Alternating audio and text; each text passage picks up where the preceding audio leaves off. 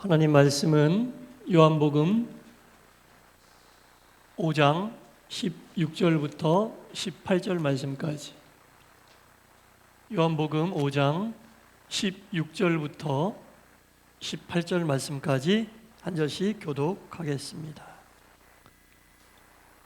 그러므로 안식일에 이러한 일을 행하신다 하여 유대인들이 예수를 박해하게 된지라.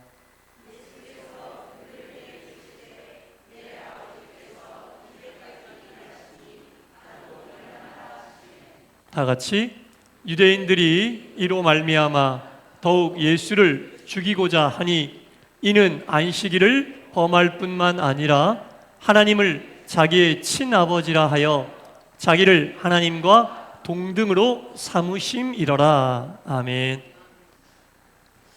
주일 리브 예배에 참여하신 여러분 모두에게 하나님의 크신 은혜와 평강이 충만히 임하시기를 간절히 축원합니다. 네.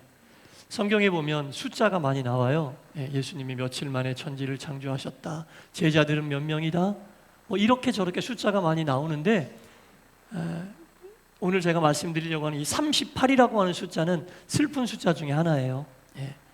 38년, 38은 38년을 이야기하는데 38년은 짧은 시간이 아니잖아요. 그렇죠? 한 아이가 태어나서 학교 다 졸업하고 사회에 나가서도 이제 중년의 나이로 들어서는 어떤 관문과도 같은 그 정도 시간이 38년의 시간입니다. 굉장히 긴 시간이죠. 여러분, 38년 전 우리나라를 생각해 보세요. 1987년입니다. 1987년의 우리나라와 지금 현재의 우리나라 얼마나 많이 변화했습니까?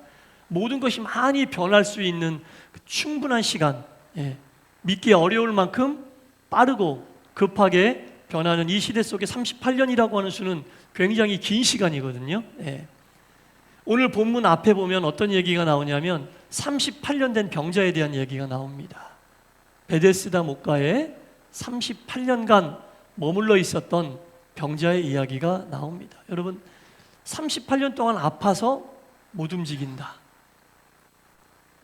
36시간, 38시간만 못 움직여도 얼마나 갑갑하겠어요. 38일은 말할 것도 없어요. 3년 8개월은 더더욱 힘든 시간이죠. 그런데 38년이라고 하는 긴 시간 동안 못 움직여요. 아파서. 보는 사람도 힘들지만 본인이 얼마나 절망적이겠어요. 여러분, 꿈도 없겠죠. 희망도 없겠죠. 좌절, 절망, 괴로움 그 자체가 바로 베데스다 목가에 있었던 38년 된 병자였습니다. 그런데 그 병자에게 예수님이 나타나셔서 고쳐주세요. 사람으로서는 고칠 수 없는 그 병을 예수님이 고쳐주십니다. 환자는 기쁨이라는 단어로 표현할 수 없을 만큼 뭐라고 얘기해야 될까요? 그리고 그 환자를 모르는 사람들도, 사람들이 포기하고 인간의 의학이 포기했던 그 38년 된 병자를 예수님이 고쳐주면 모르는 사람이 길거리 지나가다가도 박수 쳐야 돼요. 함께 기뻐해야 돼요. 잠깐이라도. 그게 정상 아닐까요? 그렇잖아요. 왜 그러세요? 우리 정의 민족이잖아요. 유대인들도 그럴 거라고. 몰라도 박수치고 좋아해야 돼요. 잠깐이라도. 그런데 성경 본문에 보니까 유대인들이 그 예수님을 그 일로 인해 박해하기 시작했다라고 나와요. 아니, 사람들이 못할 일을 했는데 박수치고 기뻐하고 즐거워해야 되는데 오히려 그 일로 인하여 예수님을 박해하기 시작했다. 예수님이 누굴 죽인 게 아니에요. 누구에게 해를 끼친 게 아니에요. 아무도 못 살리는 그 사람을 살리시고 아무도 못 고치는 그 사람을 살렸는데 그게 오히려 박해받는 이유가 됐다. 그래도 됩니까? 못하는 걸 해주셨는데, 모르고 지나가는 사람도 박수 쳐주고 함께 기뻐해야 될 일을 예수님이 했는데 그게 박해해야 될 이유가 됩니까? 왜 그랬는지 오늘 본문에 이유가 나오잖아요. 16절에 보니까 그러므로 안식일에 이런 일을 행했다 하므로. 이유는 하나밖에 없어요. 예수님이 병자를 고쳐주신 그 일을 언제 행하셨다? 안식일에 행하셨기 때문에. 안식일이 그렇게 중요합니까? 38년 동안 못 고치는, 38년 동안 한 자리를 지키고 있었던 그 사람을 살리는 일보다 안식일이 더 중요합니까? 여러분 어떻게 생각하세요? 여러 가지 의견이 나올 수 있겠죠. 거기에 대한 정확한 해답을 17절에 예수님이 하고 계십니다. 제가 읽어볼게요. 예수께서 그들에게 이르시되 아버지께서 이제까지 일하시니 나도 일한다. 이게 답이에요. 아버지께서 이제까지 일하시니 나도 일한다. 여러분, 하나님께서 천지를 창조하시고 7일째 쉬셨어요. 그것을 안식하셨다, 안식일이라고 얘기합니다. 그 안식하신 하나님의 뜻과 의미를 정확하게 알아야 돼요, 여러분. 하나님께서 일곱째 날 쉬셨다는 것은, 안식하셨다는 것은 창조하시던 그 일을 완성하시고 마무리하셨다는 뜻이죠. 7일째 되는 날 하나님이 당신이 만드신 창조물에 대한 사랑의 섭리의 일을 안 하십니까? 하나님이 안식하셨다고 해서 생명의 섭리의 일을 안 하십니까? 당신이 만든 온 우주 만물에 대한 섭리를 멈추십니까? 아니잖아요. 여기서 안식하셨다는 것은 창조를 멈췄다는 얘기죠. 창조를 끝냈다는 얘기고, 창조를 끝낸 다음에라도 하나님의 활동은 계속돼요. 하나님의 일은 계속돼요. 생명에 관한 그 일은, 만드신 것에 대한 섭리에 대한 간섭은 계속 일하신다고요. 유대인들은 착각하고 있는 거예요. 하나님이 안식하셨다는 이 말씀을 아전인수격으로 해석하는, 아전인수가 뭐예요? 물기를 내 밭으로 끌어옮긴다는 얘기 아니에요? 내 밭으로 물기를 끌어옮기는 거예요. 자기들 마음대로, 자기들 뜻대로 해석하는 거예요. 그러면서 그 말씀으로 인하여 자기들이 해석해 놓은 뜻대로 사람들을 억누르고, 사람들을 통제하고, 사람들을 억압하는 거예요. 자기들은 안식일에 거룩한 옷 입고 거룩하게 예배드리는 일에만 집중한다라고 사람들 눈에 보이게 하면서 그렇게 하지 않은 사람들을 옥죄이고 억누르는 거예요. 오늘 본문의 17절에 분명히 내 아버지께서 언제까지? 17절에 이제까지, 안식하신 그날부터 이제까지 안식일에도 일하고 계신다는 거예요, 여러분.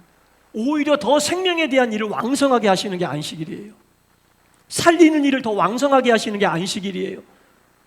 사랑의 일과 생명의 일을 멈추는 게 안식일. 그것도 하나님이 딱 놓고 쉬시는 날이 안식일이 아니에요. 오히려 더 강하게 역사하세요. 만들어 놓으신 것에 대하여 당신의 섭리를 더 강하게 부으시고, 생명을 더 강하게 부으시고, 더 뜨겁게 일하시는 날이 안식일인데, 이 유대인들은 대단한 착각을 하고 있는 거죠. 안식일은 올스톱. 안식일은 올스톱 아닙니다, 여러분.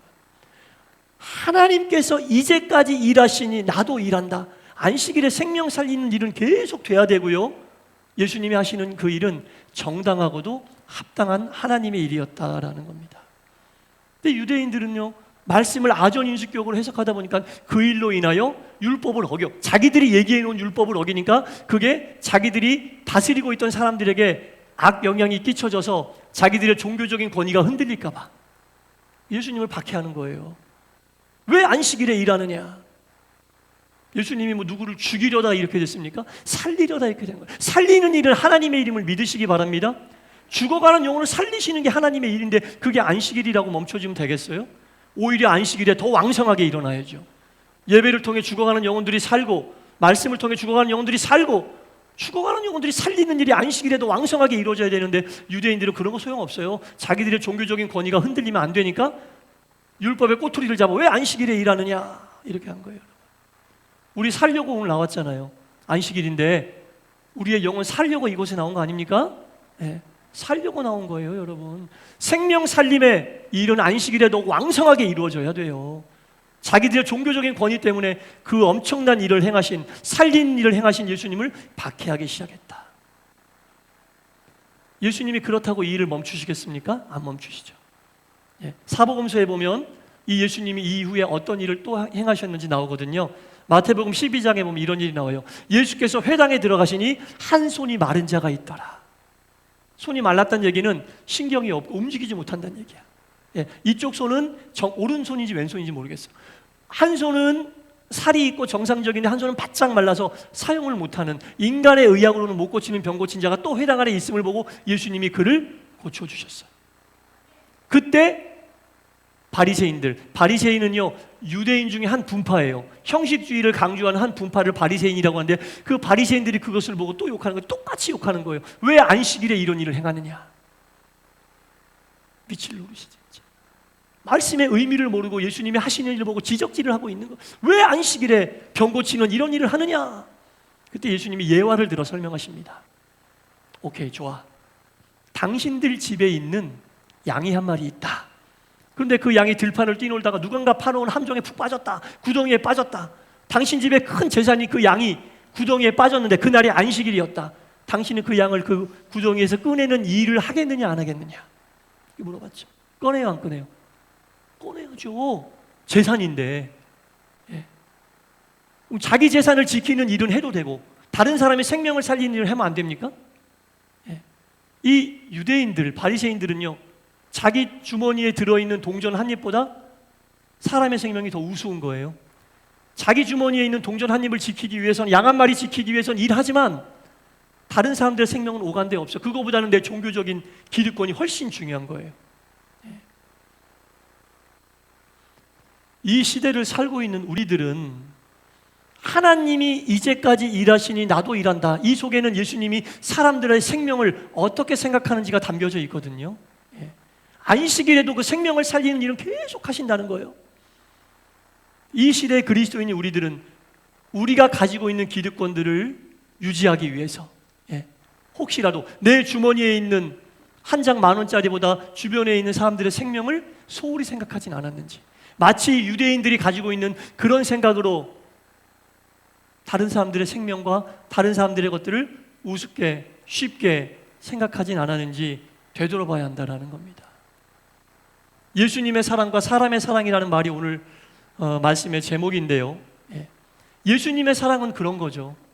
안식일에도 살리는 일은 끊임없이 진행이 돼야 하고 누구의 생명도 다 소중한 생명이기에 나는 안식일로 살리는 일을 한다. 그러나 이 유대인들은 전혀 다른 생각, 전혀 다른 마인드를 가지고 살았어요. 겉으로는 하나님의 말씀을 지키고 율법을 철저히 지키면서 바르게 신앙생활하는 것 같았지만 예수님이 품고 있는 사랑의 마음과는 완전 반대로 자기들의 것을 지키기 위한 말씀이었고 자기들의 것을 지키기 위한 율법이었다라는 겁니다. 예수님은 살리는 사랑이지만 이들은 자기들의 것을 지키는 사랑을 하게 되었다라는 겁니다. 우리 주변에 있는 사람들의 여러분 영혼을 사랑하십니까? 여러분 사랑하셔야 돼요. 때로는 내 것이 조금 손해가 되더라도 주변에 있는 사람들의 영혼을 사랑해야 돼요. 그게 예수님이 모르셨겠어요? 안식일에 이 일을 행하면 많은 유대인들이 정말 화살 쏘듯이 나를 비난할 것이다. 구설수에 오르게 될 것이다. 다 알고 계셨음에도 불구하고 예수님이 이 일을 하셨거든요. 왜? 살리는 일이 하나님의 일이니까. 안식일에는 더욱더 이 일을 해야 되니까. 이 일을 하신 거예요, 여러분. 예수님이 이 사랑을 알려주셨으면 우리도 믿는 사람으로서 믿음의 길을 가면서 이 일을 해야 되지 않겠어요? 살리는 일을 해야 됩니다. 그리스도인인 나는, 목사인 나는 얼마나 살리는 일을 했는가? 내 것을 지키기 위해 최선을 다했지만 때로는 내 것이 한 걸음 뒤로 물러날지라도 사람을 살리는 생명의 일을 과연 내가 감당하고 있었는가? 곰곰이 생각해 봐야 됩니다, 여러분. 때로는 어떤 형식에, 어떤 틀에, 주변 사람들의 시선에 살리는 일에 대한 일을 멈추고 말지는 않았는지 되돌아봐야 한다는 겁니다. 저도 들은 얘기인데요. 계란으로 바위 친다는 얘기 아시잖아요, 여러분. 우리가 생명 살리는 일이 마치 계란으로 바위를 치는 일하고 똑같다고 생각이 돼요. 계란으로 바위를 친다. 계란으로 바위를 치면 맨날 계란은 깨질 거 아니에요. 그럼에도 불구하고 계속 쳐야 돼요. 왜? 계란에는 생명이 있고 바위에는 생명이 없으니까. 생명이 없는 바위가 계란을 칠 수는 없어요. 생명이 있는 계란이 계속 바위를 쳐야 돼.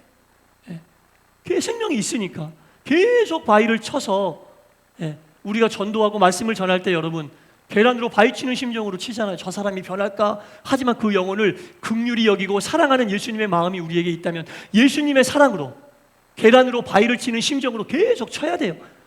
저 사람이 과연 바뀔까 변할까? 10년 했는데 안 돼. 20년 했는데 안 돼. 그래도 계란된 우리는 생명이 없는 바위를 향해 계속 던져야 돼요. 계란을. 계속 계란을 던져야 돼요. 그게 예수님의 사랑이에요.